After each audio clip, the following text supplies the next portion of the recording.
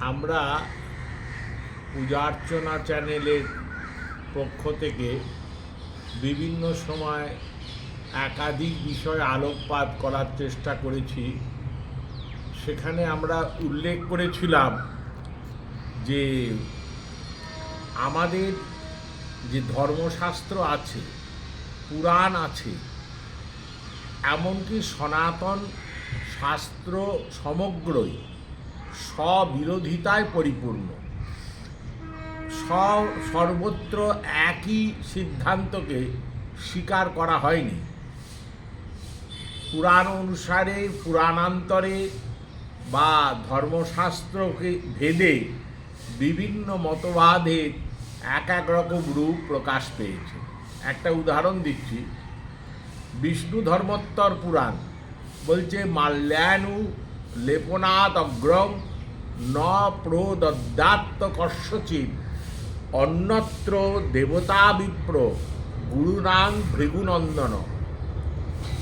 এই বচন অনুসারে পূজার সামগ্রী বা পুষ্পপাত্রে যে চন্দন আছে, যে গন্ধ বা যে পুষ্পাদি আছে, যাবতীয় উপাচার যেগুলো আছে, এই উপাচারগুলি প্রথমে বিষ্ণুকে, নারায়ণজিকে, শ্রী গুরুকে এবং ব্রাহ্মণকে প্রদান করতে হবে। অন্যত্র দেবতা বিপ্র গুরুনাং ভৃগুনন্দন।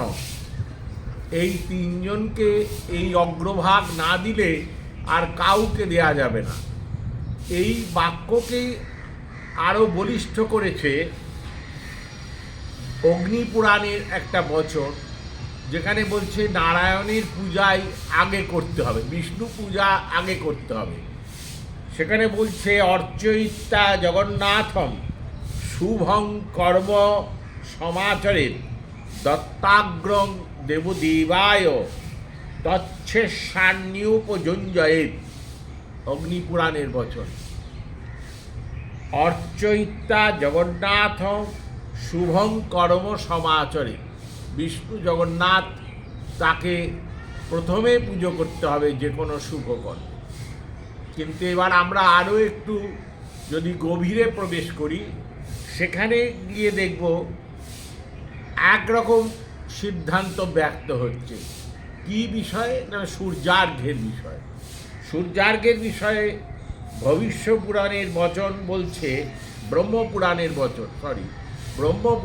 বচন বলছে যাবন্ন দিয়তে চার্ঘ্যম ভাস্করায় নিবেদিতম তাবন্ন পূজয়েদ বিষ্ণু শঙ্করং বা মহেশ্বরীম।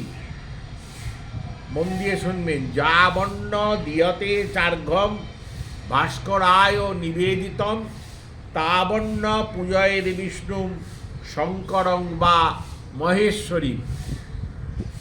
ব্রহ্মপুরাণের বচন। এই বচন অনুসারে সবার অগ্রে সূর্যকে অর্ঘ্য দেওয়ার কথা বলা হয়েছে। তাহলে সূর্যকে যদি সবার আগে সূর্যদেবকে অর্ঘ্য দিতে হয়, তাহলে নিশ্চিতভাবে সেই অর্ঘ্যের ভেতর গন্ধ, পুষ্প, দদ্দক্ষত সোমনসৌ আপশ্চেতি চতুষ্টয়ম। অর্ঘ্যের যে প্রমাণ আছে তাতে গন্ধ, পুষ্প, অক্ষত, চাল, জল, দুর্বা, এসবগুলো দিতে হবে। তাহলে প্রথমে বলছে সূর্যদেবকে অর্ঘ্যস্বরূপ এইগুলো প্রদান করবে সব দেবতার অগ্রে। আবার আর এক জায়গায়, এটা ভবিষ্য পুরাণের বচন, সেখানে বলা হয়েছে দেবতা আদৌ যদা মোহা গণেশ নচ পূজ্যতে তদা পূজা ফলং হন্তি বিঘ্নরাজ গণাধিপ। ভবিষ্য পুরাণের বচন অনুসারে সবার আগে গণেশদেবকে, বিঘ্নরাজ গণেশকে পূজা করার কথা বলা হয়েছে। যদি গণেশকে না পূজা করা হয়, তাহলে পূজা অর্চনা বা যে কোনো মাঙ্গলিক কর্মের অবশিষ্ট যে অংশ থাকে, এই অংশগুলো যথাযথভাবে সম্পন্ন হয় না। বিঘ্ন নাশের জন্যে নির্বিঘ্নতা সংস্থাপনের জন্যে সুচারুরূপে কর্মকে সম্পন্ন করার জন্যে গণেশ পূজার কথা সবার আগে বলা হয়েছে। এবার সাধারণ মানুষ কোথায় যাবে? আমরা যারা কর্মকাণ্ডের অনুসন্ধানী মানুষ, আমরা যারা এই বিষয়ে চর্চা করছি, তারা কোথায় যাব? এক এক সিদ্ধান্ত এক এক পুরাণ এবং এক এক গ্রন্থে বা এক এক তত্ত্বে বলা হয়েছে। তো সেক্ষেত্রে উদাহরণ হচ্ছে, সেক্ষেত্রে একটা সিদ্ধান্তকে আমরা বলতে পারি যে দেখো, তর্কয় প্রতিষ্ঠা শ্রুতয় বিভিন্না নাশ বৃষির্যস্য মতং ন প্রমাণম।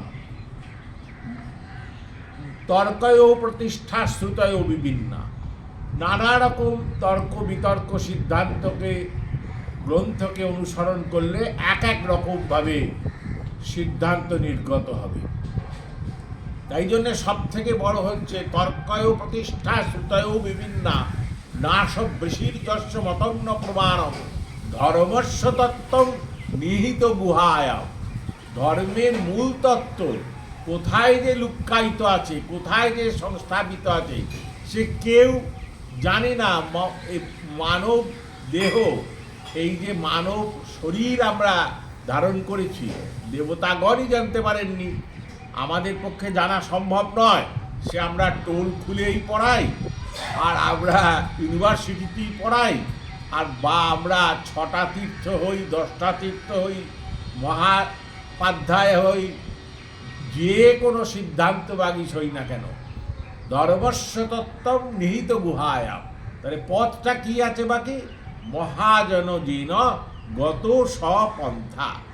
আমার সামনে যে মহাজনটা এসেছেন, যাকে আমি পূজা করি, যাকে আমি সর্বান্তকরণে সম্মান করি, যিনি বাস্তবিক মহাপুরুষ, যার ভেতর বেদ ও নিষ্ঠা বেদজ্ঞান পূর্ণভাবে সম্প্রতিষ্ঠিত আছে, যিনি শাস্ত্র নিষ্ণাত, শাস্ত্র জ্ঞান যার ভেতর পরিপূর্ণভাবে আছে, তদ্বিজ্ঞানার্থম স্বগুরু মেবাবি গচ্ছেত সমিত পানি সৌত্রিয়ম ব্রহ্মনিষ্ঠম। ভাগবতের কথা, বেদেরও কথা, একই কথা উপনিষদে আছে। সেই মহাজন যে পথ অনুসরণ করে গেছেন, সেই পথেই আমাদের অগ্রসর হতে হবে, নাতে আমরা বিভ্রান্ত হয়ে যাব। এই পোস্টে আপনারা এই অবধি স্মরণে রাখার চেষ্টা করবেন। আমরা অন্য নিবেদনে আর একটা বিষয়ে আমরা বলার চেষ্টা করব। জয় গুরু, জয় শ্রী সীতারাম।